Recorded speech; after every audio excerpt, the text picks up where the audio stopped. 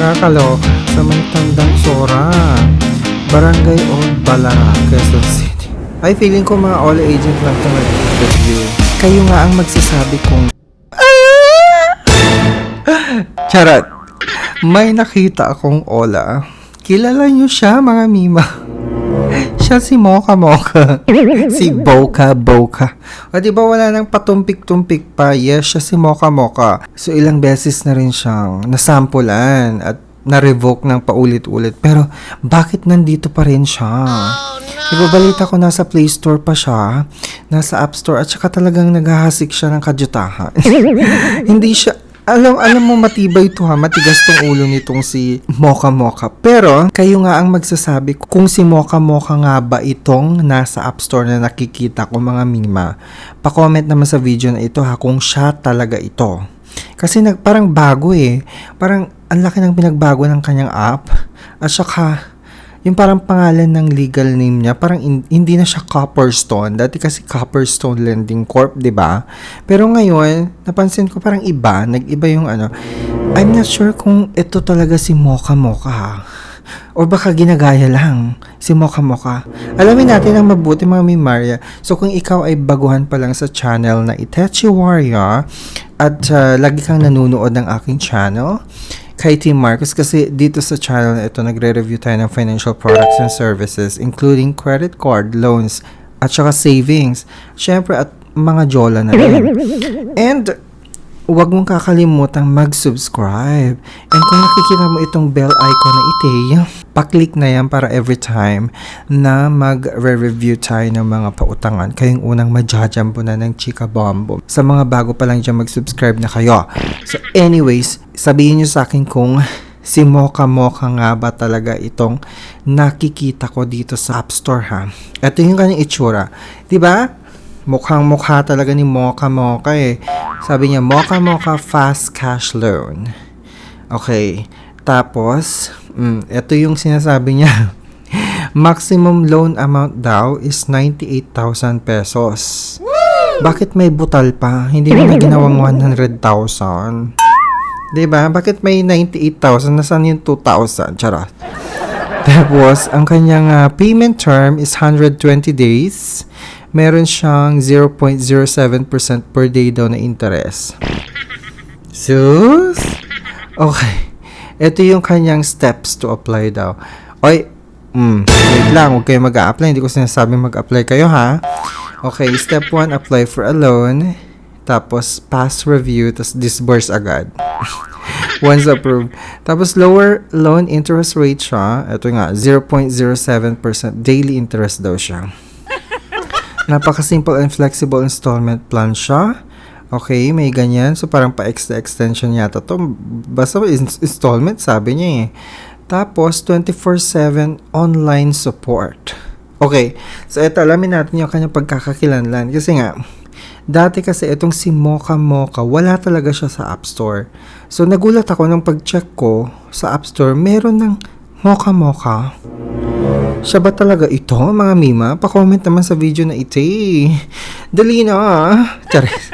So anyway, sabi niya dito, Mocha Mocha app provides loan services through legitimate financial companies, offering secure loans to the people of the Philippines with no hidden fees.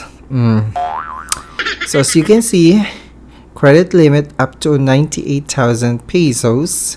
That's 120 to 360 days. Okay, daily interest 0.07% daw. Annual interest rate is 25.2%. No hidden fees. Secure loan application daw. Talaga? Okay. Meron siyang customer support. May email din daw siya. Tapos may address siya. Sa may tandang Sora, Barangay Old Balara, Quezon City. Okay. So, wala siyang sinabi dito na legal company name niya, which is, nakakapagtaka yun na hindi sinasabi dito. Another red flag. Pero dito sa developer, ang sinasabi niya dito, ang pangalan ng developer, kasi ang alam natin yung developer ng app. 'Di ba? Magkaiba naman yung legal name ng lender mismo. doon sa developer ng app. So, hindi ko alam kung siya din to or kasi minsan, may mga ibang OLA na kung sino yung mga developer, siya din yung lending company. Pero ito sinasabi niya, JITS Construction Corporation. Construction talaga, te. Contractor. Construction talaga. Construction, te. Ang layo ng lending, ha? Ang layo ng lending sa Construction Corporation. Nakakaloka. Tapos i-check natin yung ratings. May 4.8 siya. Okay, may nagsabi dito 5-star o legit. Overall, this loan app has exceeded my expectation. I truly stand out for its commitment to customer satisfaction and reliable service. This is a lending platform I can confidently recommend to others. Talaga? Sana all. Tapos may 5-star din na helpful apps. Yun lang. 3 lang, te. 3 ang kanyang review. Oh. Siguro puro OLA agent. Oo, 3 lang, magkapareho pa yung dalawa.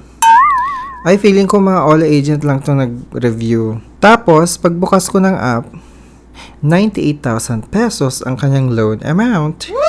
7 to 180 days na payment term. Tapos, 0.05% per day na interest. Okay? Tapos, may sinasabi siya dito, having trouble in life? Huh? Having trouble in life? May Don't worry, use our loan app to fully support your dreams and life.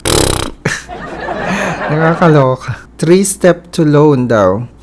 Upload information. Kasama diyan yung ID. Tapos siguro mga identification or selfie, ganyan. Tapos, identity verification. Ito na naman tayo sa Get Quota. Hala, it sounds like mocha talaga. Kasi may ganito din si Boca before Get Quota. Quota yung tawag nila dun sa loan disbursement. Withdraw cash at any. Ayan naman tayo sa quota. Feeling ko si Mocha nga talaga ito. Nagbago ng kanyang pagkakakilanlan. Charot.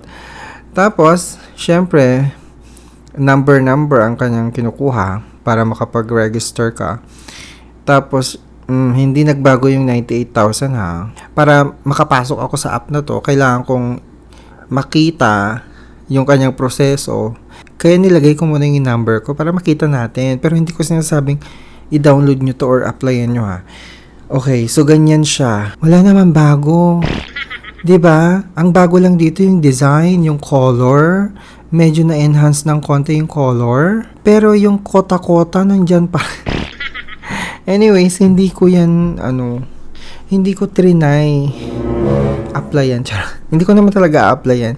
Gusto ko lang sana makita yung mga kinukuha niyang mga impormasyon. Pero wag na. Kasi baka mamaya, baka mamaya nakawin niya. Charot. Baka mahugot yung mga ka-impormasyonan ko. Meron pa naman akong mga sensitive pictures. 'Di ba? May mga pictures pa naman ako sa gallery ko. Baka mamaya mahugot nila. Nakakasyokot, 'di ba? Okay. Mga mima, naku, wag yung ida-download ha. Kasi alam niyo na yung reputasyon ni Mocha. Ever since nang jajaras talaga yan, tas napakalaki ng interest niyan. Parang 50%. 50% yung interest niya. Nakakaloka. Pero ewan ko lang kung nagbago na siya or what na. Pero hindi ko na pag-aaksaya ng panahon kasi alam ko na yung reputasyon ng Boca na ito. Diba? Ang dami ng mga complaints dyan. So, hello, bakit pa natin pag-aaksayahan? Kung mag-a-apply ka lang din ng personal loan or cash loan or pang emergency loan, why not check others na lang, hindi ba? So, meron akong mga legit links dito sa comment section. I-check nyo yan kung gusto nyo applyan, kung gusto nyo i-reconsider mag-apply ng emergency loan. Kasi itong mga online loans na ito ay good for emergency or urgent needs lamang. Hindi mo siya gagawing typical personal loan na araw-arawin or every time uutang ka. Pero kung talagang kinakailangan mo na ng kapondohan, kasi syempre, enrollment na naman pang emergency, pang urgent needs. O itry mo sila. Yung iba dyan merong 0% interest for the first 7 days or 14 days.